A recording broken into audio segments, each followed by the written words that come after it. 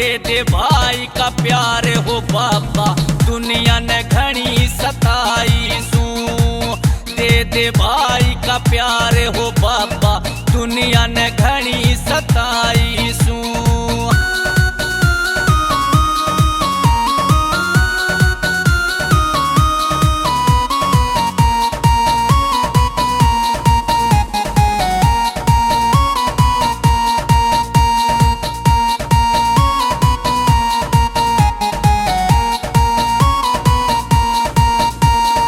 सारी दुनिया ताने मारे, क्यों ना भाई दिया बाबा। सबके भाग जगाए से मन, कौन सा पाप किया बाबा।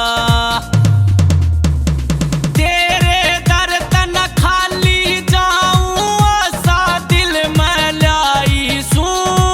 दे दे भाई का प्यार हो बाबा, दुनिया ने घनी सताई सू।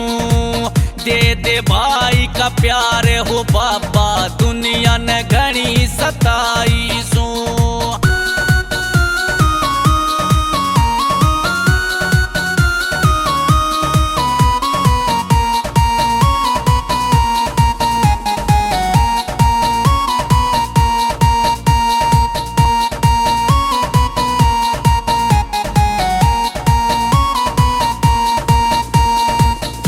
सजा के बाट देखूं बाबा मैं ते भाई की।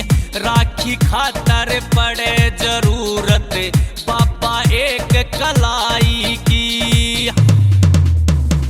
अच्छा मैं मेरा पानी आजा, दुखिया घनी लगाई सू।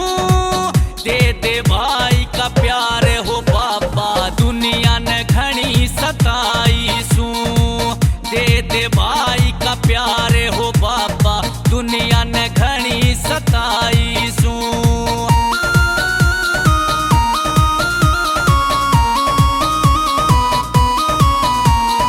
तेरे दर पे आगी हो बाबा, झोली भर कह जाऊंगी। खाली झोली भर देगा ते, तेरी जोत जगाऊंगी। आकाश जांगड़ा ने देख ले बाबा, अपने संग में लाई सू। दे दे भाई